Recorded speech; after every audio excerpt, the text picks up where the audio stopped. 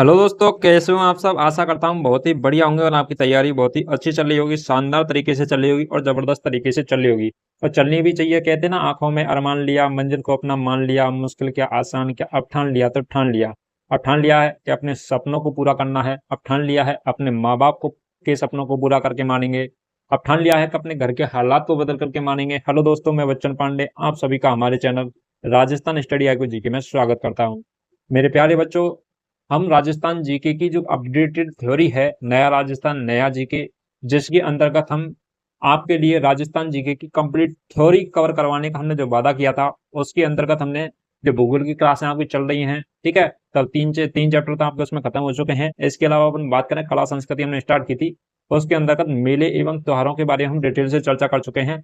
लगभग आपकी 10 क्लासें आपको अपलोड कर चुके हैं, जिसके अंतर्गत कंप्लीट मेले एवं त्योहारों को हमने पूरी तरीके से डिस्कस किया है, जो कि आपके एग्जाम की दृष्टि से वेरी वेरी इंपॉर्टेंट चैप्टर रहने वाला है।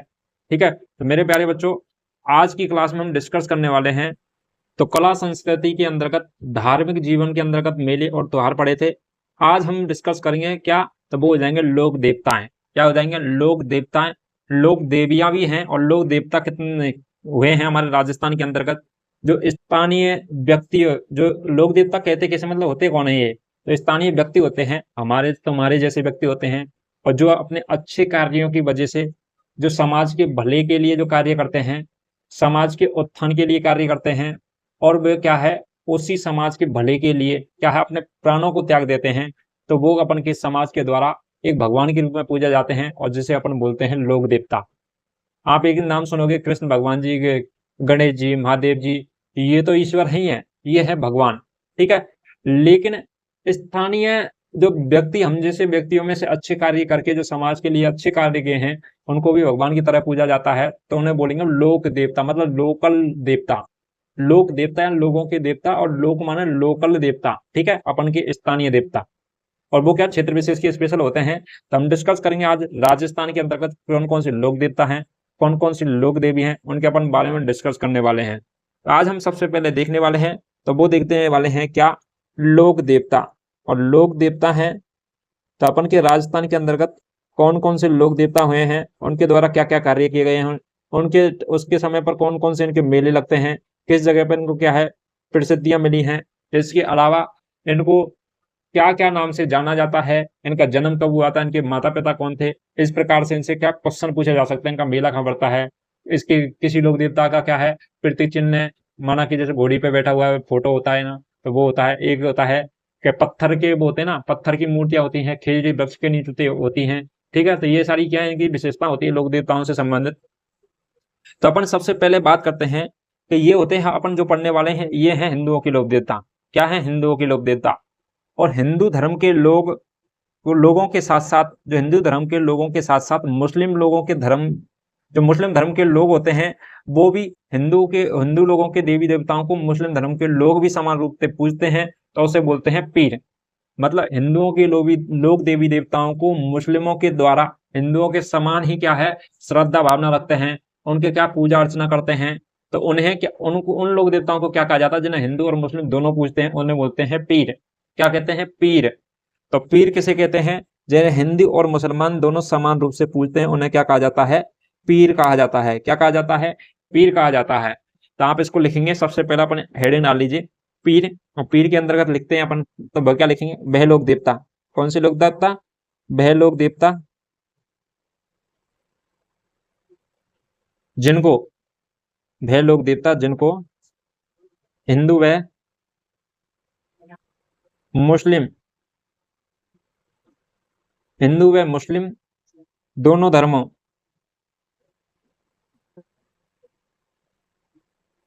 के लोग, हिंदू व मुस्लिम दोनों धर्मों के लोग समान रूप से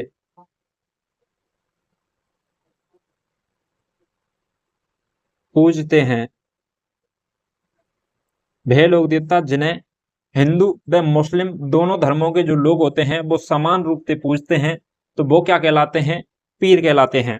ठीक है, अपन बात करें पीरों के अंतर्गत, राजस्थान के अंतर्गत अपन के राजस्थान में कितने पीर हुए हैं, तो अपन के राजस्थान में हुए हैं पंचपीर। पंचपीर कहते हैं, और पंचपीर कहते हैं किस लिए? क्योंकि यहाँ पे क्या है, 5 लोक देवताओं को पीरों की संज्ञा दी गई है। कितने लोक देवताओं को? 5 लोक देवताओं को। और 5 लोक देवता ऐसे हैं जिन्हें मुसलमान और हिंदू समान रूप से पूजते हैं। तो 5 लोक देवता, तो पंचपीर कहा गया है। और पंचपीर किसको कहा जाता है, जो क्या है, हिंदुओं के साथ साथ मुस्लिम भी उन्हें क्या समान रूप से पूजते हैं, तो उन्हें पीर कहा जाता है। और 5 लोक देवता है इसलिए पंचपीर कहा जाता है। और कौन कौन से हैं अपन के राजस्थान के पंचपीर लोक देवता, तो पंचपीर के अंतर्गत कौन कौन से लोक देवता आते हैं उनकी अपन बात करते हैं। तो सबसे पहले अपन लोक देवता की बात करें तो वो हो जाएगा रामदेव जी। कौन हो जाएगा, रामदेव जी है। और रामदेव जी किसके आते हैं, पंचपीरों के अंतर्गत आते हैं। इसके अलावा नेक्स्ट बात करें, सेकंड नंबर पर हो जाएंगे अपन के पाबू जी। कौन हो जाएंगे, पाबू जी। पाबू जी राठौर है, ये भी पंचपीर के अंदर आते हैं। थर्ड नंबर पर हो जाएंगे गोगा जी। कौन हो जाएंगे, गोगा जी। तो गोगा जी हैं, ये भी किसके आते हैं, पंचपीर के अंतर्गत आते हैं। नेक्स्ट फोर्थ नंबर की बात करें तो वो हो जाएंगे मेहा जी। कौन हो जाएंगे, मेहा जी। तो मेहा जी हैं, और मेहा जी कौन है, मांगलिया। तो मेहा जी मांगलिया हैं, ये भी अपन के पंचपीरों के अंतर्गत आते हैं। नेक्स्ट और लास्ट की बात करें तो वो हो जाएंगे हड़बू जी। कौन हो जाएंगे, हड़बू जी। तो हड़बू जी हैं, ये भी किसके अंतर्गत आते हैं, पंचपीरों के अंतर्गत आते हैं। कौन, हड़बू जी। ठीक है, तो ये हैं पंचपीर लोक देवता जो स्थानीय लोगों के द्वारा भी समान रूप से पूजे जाते हैं। ठीक है, हिंदू मुस्लिम दोनों धर्मों के द्वारा। तो पंचपीरों के अंतर्गत आपसे क्वेश्चन देगा कि पंचपीरों के अंतर्गत कौन कौन से लोक देवता शामिल हैं, तो इनका आपको नाम दे देगा, इसके साथ में अन्य लोक देवता का नाम दे देगा। ठीक है, तो आपको उनमें से याद रखना है कि 5 पंचपीर कौन कौन से हैं। इसके अलावा आपको 3 ऑप्शन में ये दे देगा, चौथे ऑप्शन में किसी अन्य का नाम दे देगा। ठीक है, इसके अलावा एक यहाँ से पूछ लेगा पंचपीरों के अंतर्गत आते हैं, तो रामदेव जी का नाम दे दिया, इसके अलावा 3 अदर लोक देवताओं का नाम दे दिया। ठीक है, तो इस प्रकार से आपसे क्वेश्चन पूछे जा सकते हैं, इसलिए यहाँ पे 5 के 5 नाम याद रखने हैं कि पंचपीर लोक देवता किन किन को कहा जाता है। इसके अलावा कंफ्यूजन नहीं होना, क्योंकि और लोक देवता काफी अपन 5 के अलावा भी और लोक देवता के बारे में पढ़ने वाले हैं डिटेल से। ठीक है, लेकिन अपन नेक्स्ट बात करते हैं, तो नेक्स्ट किसके बारे में बात करेंगे, तो आपसे एक और चीज है, एक क्वेश्चन कई बार पूछा जा चुका है, ये आगे भी आपको डिस्कस करने को मिलेगा कि वह लोक देवता, वह लोक देवता जो गायों, तो हिंदू धर्म के अंतर्गत गाय को क्या माना गया है, माता के समान माना गया, पवित्र माना गया है। तो गायों की, वह लोक देवता जो गायों की रक्षा करते हुए, गायों की रक्षा करते हुए अपने प्राण, वह लोक देवता जो गायों की रक्षा करते हुए अपने प्राण का त्याग करते हैं, अपने प्राणों का क्या त्याग करते हैं। तो वह लोक देवता जो अपने गायों की रक्षा करते हुए अपने प्राणों का त्याग किया गया था, तो वो व्यक्ति कौन थे, तो कौन कौन से लोक देवता हैं जिनके द्वारा अपने प्राणों का त्याग किया था, किसके लिए, गायों की रक्षा करने के लिए। ठीक है, तो वह कौन कौन से लोक देवता हुए हैं। अपन पहली बात कर रहे हैं, तो वह लोक देवता जो गायों की रक्षा करते हुए अपने प्राणों का त्याग करते हैं, उन्हें कहते क्या है, तो उन्हें कहते हैं अपन झुंझार। तो झुंझार उन लोक देवताओं को कहा जाता है जो अपने गायों की रक्षा करते हुए अपने प्राणों का त्याग कर देते हैं, झुंझार कहलाते हैं, झुंझार लोक देवता कहलाते हैं। और अपन बात करें कौन कौन से ऐसे लोक देवता हैं जो गायों की रक्षा करते हुए अपने प्राण त्यागे थे, तो वो हो जाएंगे, अपन पहली बात करें तेजाजी। तेजाजी नवमी को बढ़ता है मेला तेजाजी। तेजाजी के अलावा अपन बात करें गोगा जी। ठीक है, तो गोगा जी, और गोगा जी के अलावा अपन बात करें तो पाबू जी, तीनों ही पंचपीर हैं। ठीक है, 3 लोक देवता ऐसे जो पंचपीर हैं, और उन्होंने क्या है, गायों की रक्षा के लिए क्या किया गया था, प्राण त्यागे थे। लेकिन तेजाजी अपन के पंचपीरों में नहीं आते हैं। ठीक है, रामदेव जी आते हैं, तो रामदेव जी, पाबू जी और गोगा जी, मेहा जी और हड़बू जी आते हैं पंचपीरों के अंतर्गत, लेकिन तेजाजी नहीं आते। ठीक है, तो अपन पंचपीरों के अंतर्गत गोगा जी और पाबू जी आते हैं बस। ठीक है, वो गलती से बोल दिया था। तो अपन बात करते हैं कि गांव की रक्षा करते हुए अपने प्राणों का त्याग किसने किया था, तो तेजाजी, गोगाजी, पाबूजी ने। ठीक है, चौथा ऑप्शन कोई और दे देगा, आराम से पूछ लेगा कौन से नहीं है, या अगर आप 3 अन्य ऑप्शन दे देगा, चौथा आपसे पूछ लेगा ये इसको तेजाजी नाम देके कौन हो जाएंगे आपके, तो तेजाजी हो जाएंगे। ठीक है, इसके अलावा नेक्स्ट बात करें, अब एक एक लोक देवता के बारे में अपन डिटेल से चर्चा करने वाले हैं। ठीक है, तो अपन पंचपीरों से स्टार्ट करते हैं, और पंचपीरों के अलावा जो भी लोक देवता और भी हैं उनके बारे में भी स्टार्ट करेंगे। तो अपन सबसे पहले नंबर पर हेडिंग डाल लीजिए, पहला लोक देवता हो जाएंगे अपन के कौन से, तो पहला लोक देवता अपन कौन पढ़ते हैं, तो अपन पढ़ते हैं शुरू में पाबू जी को। किसको पढ़ते हैं, पाबू जी को। इनका कोई क्रम नहीं है कि पहले इसको पढ़ेंगे या कुछ ऐसा, कुछ भी नहीं है, जो मन करे उसको आप पहले पढ़ सकते हो, लास्ट में भी पढ़ सकते हो। तो पाबू जी, अब पाबू जी के बारे में अपन डिटेल से चर्चा करेंगे कि पाबू जी भी हैं वो सामान्य व्यक्ति से लोक देवता कैसे बने, आखिरकार उनको लोक देवताओं के पूजने का कारण क्या था, क्यों पूजा गया था, उन्होंने ऐसे क्या कार्य किए गए थे पाबू जी के द्वारा। तो अपन पाबू जी की कुछ बेसिक चीजें पहले तो वो देख लेते हैं अपन। तो अपन पहले बात करें पाबू जी के जन्म के बारे में। किसके बारे में करें? जन्म के बारे में। तो पाबू जी का जन्म है 1239 ईस्वी में। कितने में? 1239 ईस्वी में हुआ था।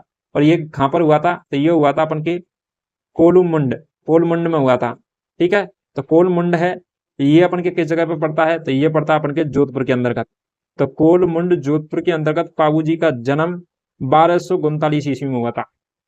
ठीक है, इसके अलावा अपन नेक्स्ट बात करें, इसके पिताजी कौन थे? कौन? पिताजी। तो इनके पाबू जी के जो पिताजी हैं वो कौन थे? तो वो हो जाएंगे धांधल जी। कौन हो जाएंगे? धांधल जी।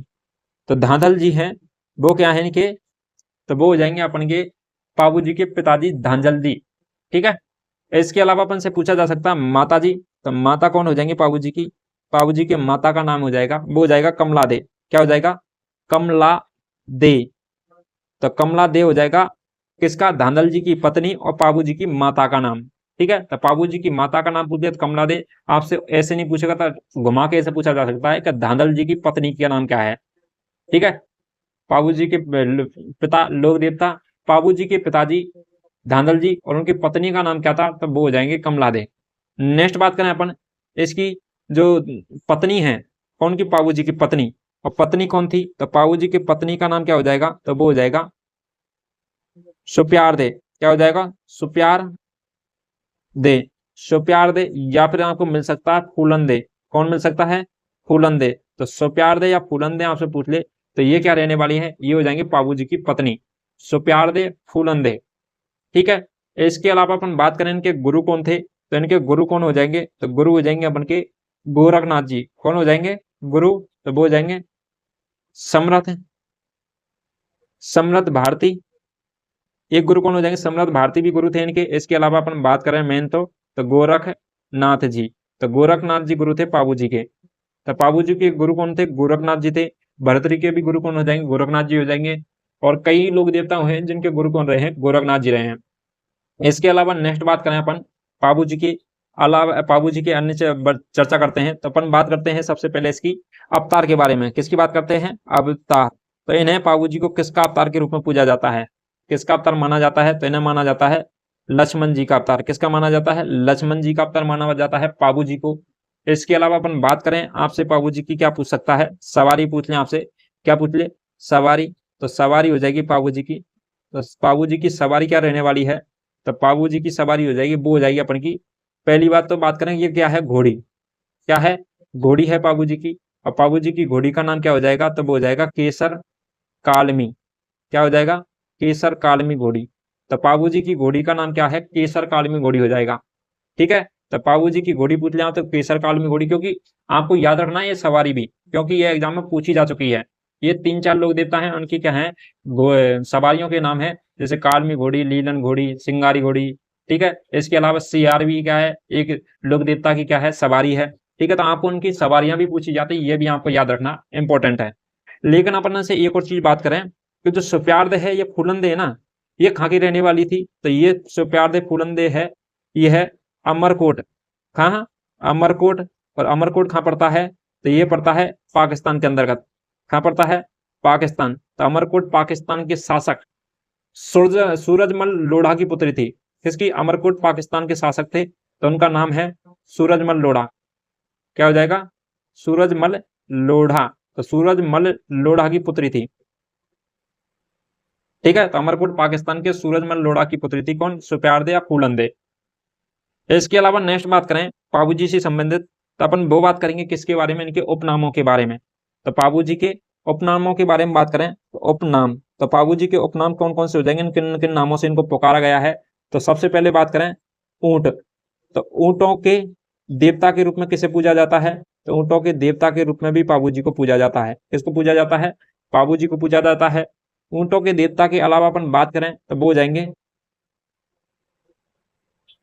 क्या हो जाएंगे? छेड़ा फाड़। ठीक है, छेड़ा फाड़ लोक देवता। छेड़ा फाड़ को भी लिखेंगे, छेड़ा फाड़ को। लेकिन अपन उससे पहले बात करें प्लेग के बारे में। क्या है? प्लेग। तो प्लेग महामारी है, उसके भी पहले क्या है? प्राचीन समय में जैसे आपने कोरोना काल देखा होगा, तो कोरोना काल के अंतर्गत जो कोरोना बीमारी फैली थी 2020 के अंतर्गत, तो आपने देखा लॉकडाउन की स्थिति बहुत भयंकर वाली स्थिति थी। हर 100 वर्ष के बाद में कोई ना कोई महामारी आती है। प्राकृतिक रूप से। ठीक है, तो आपको क्या है, आपने कोरोना काल देखा था, इसी प्रकार से पहले क्या है, प्लेग, चेचक जैसी क्या है बीमारियां आई थी।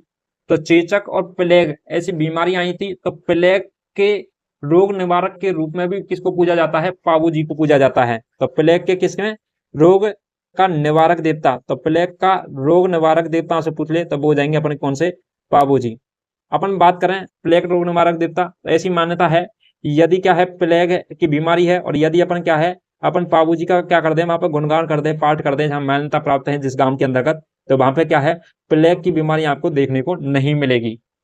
इसके अलावा बात करें पाबू जी को, तो पाबू जी को अन्य किस नाम से जाना जाता है, तो अभी हमने थोड़ी देर पहले बात की थी, तो इसे गौरक्षा, क्या है, गौरक्षक, तो गौरक्षा करने के कारण है गौरक्षक देवता भी कहा जाता है। क्या कहा जाता है, गौरक्षक देवता भी कहा जाता है। तेजा जी, गोगा जी, पाबू जी, ठीक है, इन तीनों के द्वारा क्या है, गौरक्षा की थी। इसके अलावा अपन नेक्स्ट बात करें, तो ऊंटों के लोक देवता, प्लेग रोग निवारक देवता और गौरक्षक देवता भी कहा जाता है पाबू जी को। कहाँ पे हो गए ये अन्य नाम। इसके अलावा नेक्स्ट बात करें, तो नेक्स्ट हो जाएगा अपन का क्या, तो वो हो जाएगा कि अपन नेक्स्ट आपको ऐसे डायरेक्ट पॉइंट बना करके लिखना है इसी पाबू जी के अंतर्गत।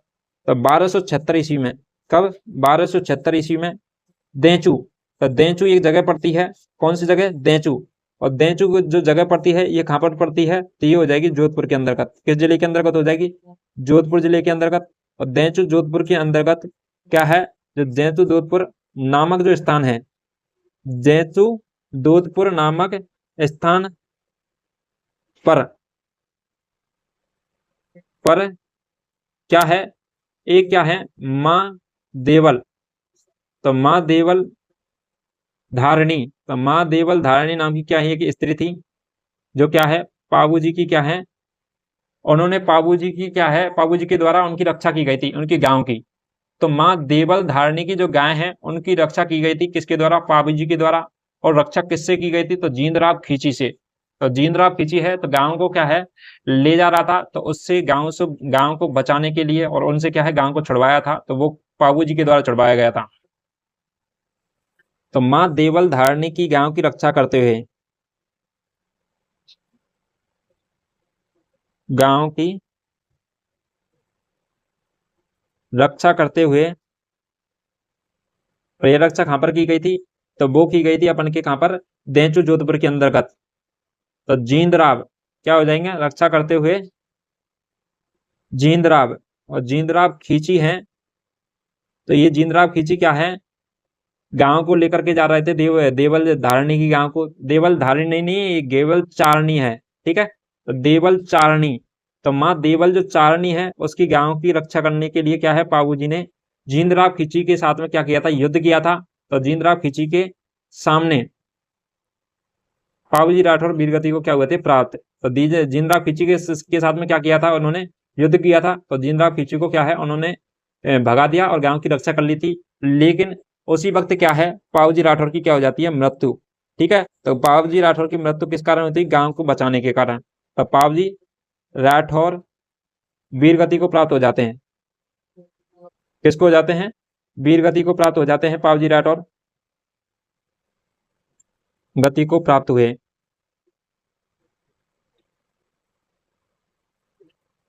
तो 1276 में देचू गांव जोधपुर में जींदराव खींची से किसकी, देवल चारणी की गांव की रक्षा करते हुए, और पाबू जी हैं वो वीर गति को क्या हो जाते हैं, प्राप्त हो जाते हैं 1276 ईस्वी के अंतर्गत। और इनका जन्म हुआ था 1239 ईस्वी के अंतर्गत। ठीक है, तो आपको इनकी आपसे पूछ लिया अंतिम मतलब मृत्यु कब हुई थी, 1276 में हुई थी देचू जोधपुर में, और जन्म हुआ था 1239 ईस्वी में कोलमुंड जोधपुर के अंतर्गत। ठीक है, इसके अलावा नेक्स्ट बात करें, पाबू जी से आपसे पूछा जा सकता है कि पाबू जी का मुख्य मंदिर है वो कहाँ पर बना हुआ है। तो पाबू जी का मुख्य मंदिर है वो कहाँ पर बना हुआ है, तो वो बना हुआ है इनका जो जन्म हुआ था ना उस स्थान पर। और इनका जन्म 18 कब हुआ था, पहली बात तो वो बात करें तो वो हुआ था अपन के 1239 ईस्वी में। और कहाँ पर हुआ था, तो कोलमुंड गांव, कोलमुंड क्या है, गांव पड़ता है एक जगह, और कहाँ पड़ता है, जोधपुर के अंतर्गत। ठीक है, तो पाबू जी का मंदिर पूछ लें आपसे, तो मुख्य मंदिर पूछ ले, तो मंदिर कहाँ बना हुआ है, तो मंदिर बना हुआ है इनका कोलमुंड, क्या बना हुआ है, कोलमुंड। और कोलमुंड है, यह क्या है, गांव है। और ये कहाँ पर पड़ता है, तो ये पड़ता है अपन के जोधपुर के अंतर्गत। और जोधपुर को क्या कहा जाता है, नीला शहर कहा जाता है जोधपुर को। ठीक है। कुंभलगढ़ का दुर्ग बना हुआ है जोधपुर के अंतर्गत। इसके अलावा राव जोधा के द्वारा बसाया गया था जोधपुर को। ठीक है। अपन बात करें पाबू जी का मंदिर कोलमुंड जोधपुर के अंतर्गत, कोलूमुंड जोधपुर। इसके अलावा नेक्स्ट बात करें ये मेला कब बढ़ता है, तो पाबू जी का मेला है, यहाँ पर क्या है मेला बढ़ता है पाबू जी का मंदिर के पास में, तो इनका मेला बढ़ता है, तो वो बढ़ता है अपन के चैत्र मास की, इसको चैत्र मास की अमावस्या को, तो चैत्र मास की अमावस्या के दिन बढ़ता है पाबू जी का मेला, चैत्र मास की अमावस्या को दिन। तो चैत्र मास की अमावस्या के दिन पाबू जी का क्या है मेला बढ़ता है कोलमुंड गांव जोधपुर के अंतर्गत। इसके अलावा बात करें मेले इसके जो कोलू जोड़ कोलू कोलमुंड गांव जोधपुर के अंतर्गत जो चैत्र मास के अंतर्गत अमावस्या के दिन मेला बढ़ता है उसके अंतर्गत थाली नृत्य का क्या किया जाता है आयोजन किया जाता है। इस मेले में किसका थाली नृत्य का आयोजन किया जाता है, क्या है इसमें थाली वाद्य यंत्र के रूप में क्या है थाली बजाते हुए क्या किया जाता है नृत्य किया जाता है, इसलिए बोलते हैं इसे थाली नृत्य। इस मेले में थाली नृत्य का आयोजन, इस मेले में किसका थाली नृत्य का आयोजन किया जाता है। इस मेले में थाली नृत्य का आयोजन किया जाता है किसके अंतर्गत, तो वो किया जाता है अपन के पाबू जी के मेले के अंतर्गत चैत्र मास की अमावस्या के दिन। इसके अलावा आपसे नेक्स्ट और क्या चीजें पूछी जा सकती हैं पाबू जी से संबंध, उनकी भी बात करते हैं अपन। नेक्स्ट बात करने से पहले थाली नृत्य के बारे में थोड़ी सी चीजें और जान लीजिए कि राजस्थान के अंतर्गत जो पुत्र जन्मोत्सव होता है ना, पुत्र का जन्म होता है उसके उपलक्ष्य में, या फिर राजस्थान की पश्चिमी जो राजस्थान है ना मरुस्थल वाले एरिया के, उसके अंतर्गत वैवाह के अवसर पर भी कौन सा नृत्य किया जाता है, तो वो किया जाता है थाली नृत्य। ठीक है, तो थाली नृत्य से संबंधित ये चीजें आपको याद रखनी है। नेक्स्ट बात करें तो पाबू जी का जो प्रतीक चिन्ह है ना, मतलब पाबू जी के मंदिर पर जो प्रतीक चिन्ह है, जो हमें क्या देखने को मिलता है उनके मंदिर के अंतर्गत, तो पाबू जी का प्रतीक चिन्ह, तो पाबू जी का प्रतीक चिन्ह आपसे पूछा जा सकता है, तो पाबू जी का प्रतीक चिन्ह है वो कौन सा होता है, तो पाबू जी का प्रतीक चिन्ह,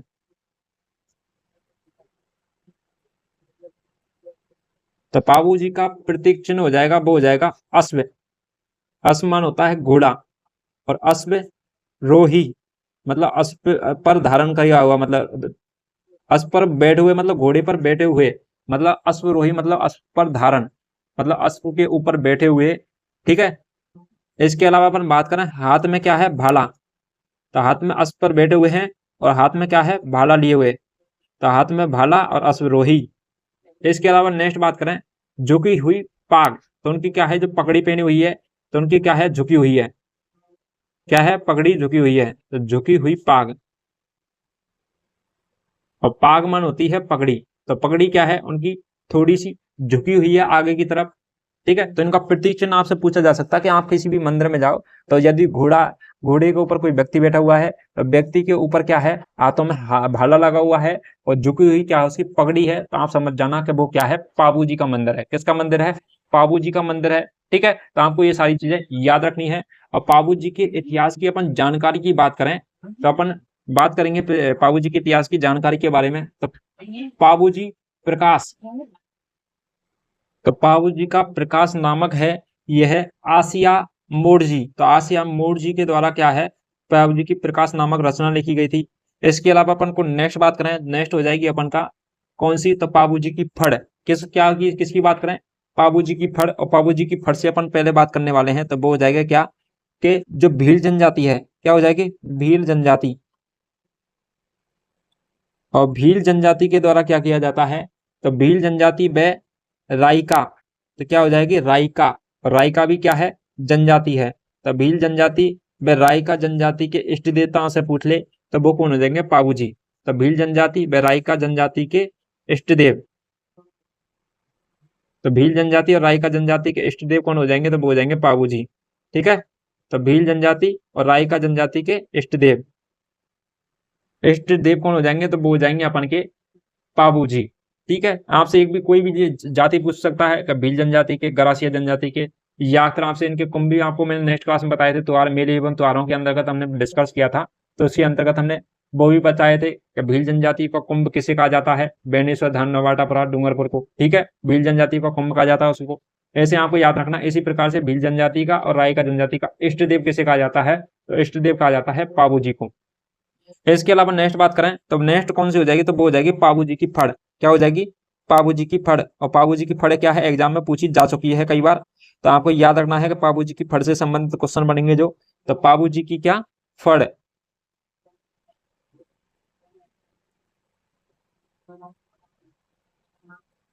तो पाबू जी की फड़ की अपन बात करें तो कपड़े पर महापुरुषों की जीवनी लिखकर और उसका जो वाचन करते हैं ना अपन, कि क्या है कपड़े पर उसका चित्र बना करके उसके जन्म परिचय उनके कार्य और उन्होंने कौन कौन सी घटना घटित हुई इनके समय में और उनका कैसे कैसे उन्होंने क्या किया था, वर्णन क्या है, तो वो सारी चीजें एक कपड़े पर लिखी होती हैं और उस कपड़े पर लिखी हुई चीजों का क्या है वाचन किया जाता है समय समय पर।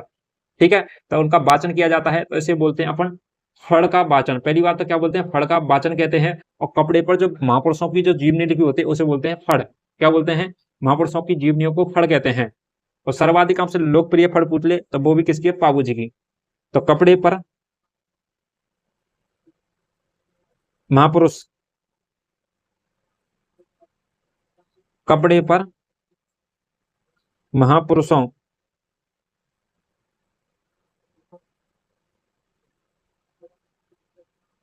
महापुरुषों की जीवनी, तो कपड़े पर महापुरुषों की जीवनी लिखकर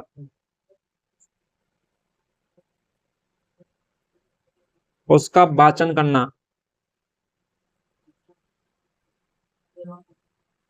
वाचन करना फड़ कहलाता है।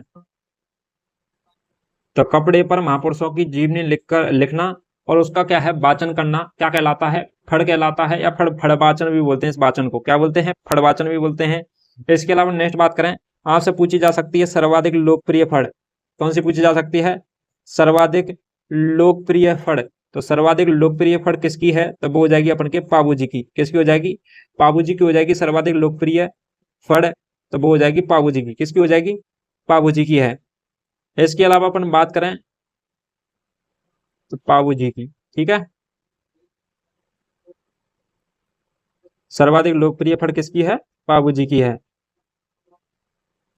इसके अलावा अपन से बात आपसे पूछा जा सकता है ऊंटों के, जो अपन ने नेक्स्ट बात की थी पहले उपनामों के बारे में, कि ऊंटों के लोक देवता और प्लेग रोग निवारक देवता गौरक्षक देवता भी कहा जाता है पाबू जी को।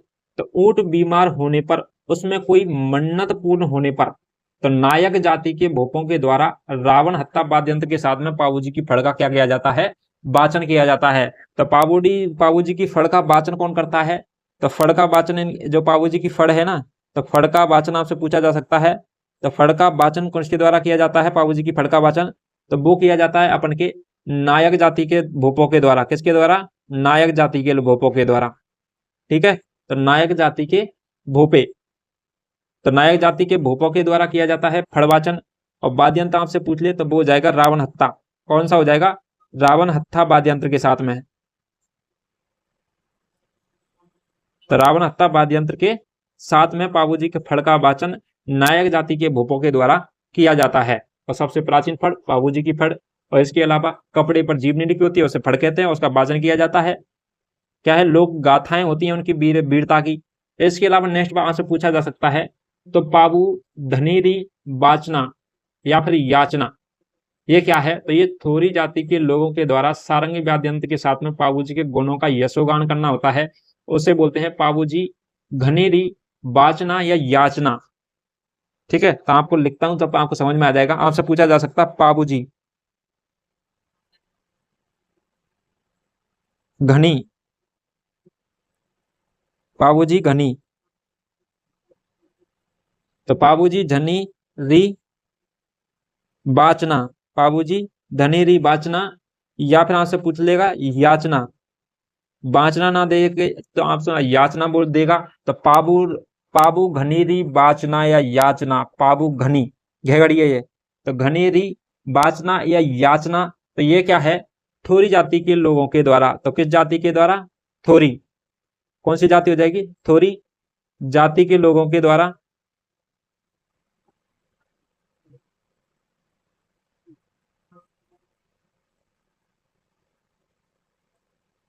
थोरी जाति के लोगों के द्वारा पाबूरी वाचना, पाबूरी घनी वाचना थोरी जाति के लोगों के द्वारा सारंगी वाद्य यंत्र, किसके द्वारा? सारंगी वाद्य यंत्र के साथ में, तो थोरी जाति के लोगों के द्वारा सारंगी वाद्य यंत्र के साथ पाबूजी के, किसके? सारंगी वाद्य यंत्र के साथ पाबूजी के गुणों का, किसका? पाबूजी के गुणों का यशोगान करना। तो पाबूजी के गुणों का यशोगान करना।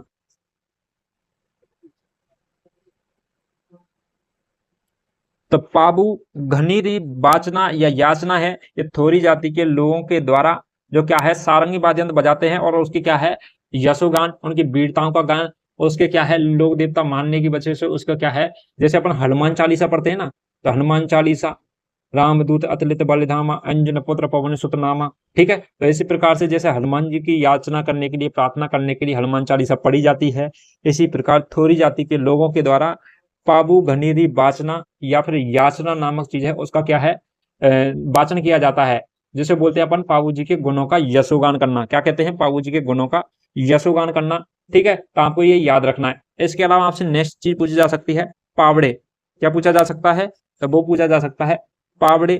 और पावड़े अपन किसको कहते हैं? पावड़े। और पावड़े कहलाते हैं पाबू जी की लोक गाथाएं जिनका वर्णन माघ वाद्य यंत्र के से साथ में किया जाता है। तो पावड़े कहलाते हैं अपन के क्या है? तो पाबू जी की लोक गाथाएं। तो पाबू जी की लोक गाथाएं क्या कहलाती हैं? तो पावड़े कहलाते हैं। तो पाबू जी की लोक गाथाएं क्या कहलाती हैं? पावड़े कहलाते हैं। और इनका वर्णन है ना, इनका वर्णन, यह वर्णन माठ वाद्य यंत्र, वाद्य यंत्र,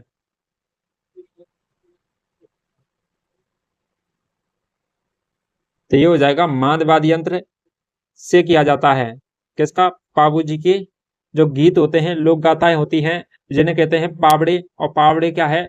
इसके अंतर्गत पावड़ों का जो वर्णन करते हैं अपन, उनकी लोक गाथाओं को गाते हैं अपन, तो किसके साथ में? माठ। और माठ वाद्य यंत्र है उसके साथ में किया जाता है, ठीक है, जाता है। तो माहद वाद्य यंत्र के साथ में किया जाता है पाबू जी की लोक गाथाओं का वर्णन या फिर पाबू जी के पावड़ियों का वर्णन, ठीक है। इसके अलावा नेक्स्ट बात करें पाबू जी का, पाबू जी हैं उनका आम लोगों के साथ संबंध स्थापित करना। क्या है? पाबू जी की जो आम लोग हैं और पास के जो एनवायरमेंट के पाबू जी के समय आम लोग थे, तो उनके साथ में क्या है सामाजिक तौर तरीके से अच्छे व्यवहार थे, अच्छे संबंध स्थापित किए गए थे उन्होंने। और समाज सुधार के क्या किए गए? पाबू जी के द्वारा कार्य किए गए थे समाज सुधार के लिए, ठीक है। तो समाज सुधार के लिए कार्य किसके द्वारा किए गए थे? पाबू जी के द्वारा किए गए। इसके अलावा आपसे एक नेक्स्ट और बात करें कि जो रूप नारायण जी नाम के क्या है लोक देवता हुए हैं, तो रूप नारायण जी ने क्या किया है? जींदराव खींची की हत्या कर दी थी, क्योंकि पाबू जी के द्वारा जींदराव खींची से क्या है गांव की रक्षा की गई थी। किसकी की गई थी?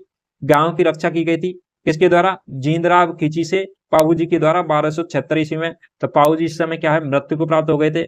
इसके बाद में क्या है जो क्या है जींदराव खींची जिंदे बच जाते हैं, तो इनको क्या है किसके द्वारा मारा जाता है? तो रूप नारायण जी, ठीक है। तो रूप नारायण जी के द्वारा पाऊ जी के मरने के पश्चात में जींदराव खींची की क्या की जाती है? हत्या की जाती है। और जो रूप नारायण जी हैं ये कौन है? तो पाऊ जी के भतीजे हैं।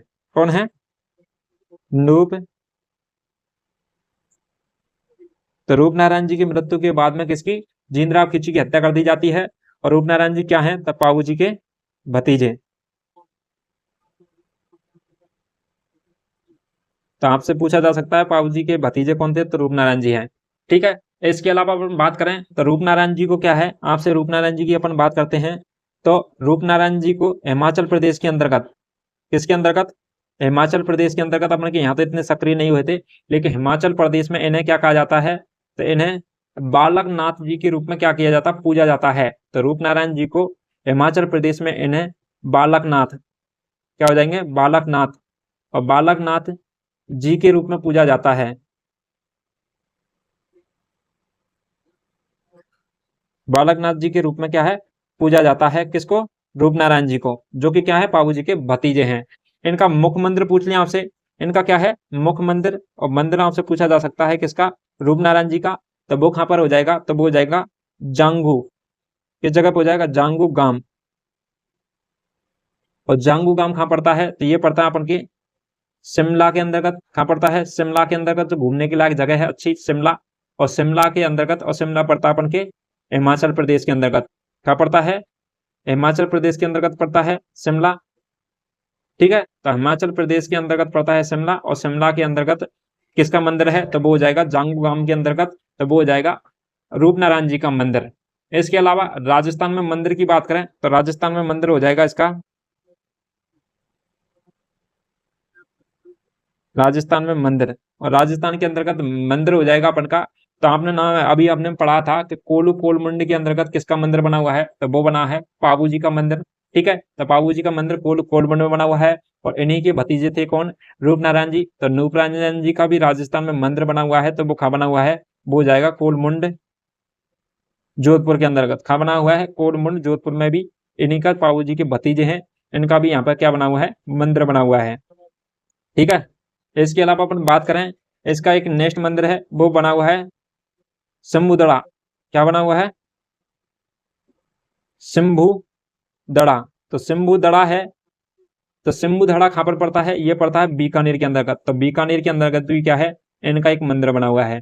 तो मेन मंदिर कोलू कोलमुंड जोधपुर के अंतर्गत भी बना हुआ है राजस्थान में। इसके अलावा शंभु दड़ा बीकानेर में बना हुआ है।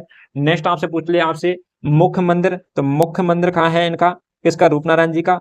तो मुख्य मंदिर हो जाएगा रूपनारायण जी का, तो वो हो जाएगा जांगू गांव, और जांगू गांव है, यह कहाँ पड़ता है? तो ये पड़ता है अपन के शिमला के अंतर्गत, और शिमला पड़ता है अपन के हिमाचल प्रदेश के अंतर्गत। ठीक है, और पाबू जी के क्या है? भतीजे हैं, और ये क्या करते हैं? तो इनके द्वारा जींद जी की हत्या की जाती है। किसकी? जींद खींची की। और जींद खींची की हत्या, तो जींद खींची की हत्या किसके द्वारा की जाती है? रूपनारायण जी के द्वारा की जाती है, क्योंकि वो क्या है? उनकी चाचा की मृत्यु किसके द्वारा की जाती है? मतलब चाचा मतलब पाबू जी की मृत्यु जींद खींची के द्वारा गांव की रक्षा करते समय। ठीक है, तो आपको ये पाबू जी से संबंधित सारी चीजें आपको याद रखनी है।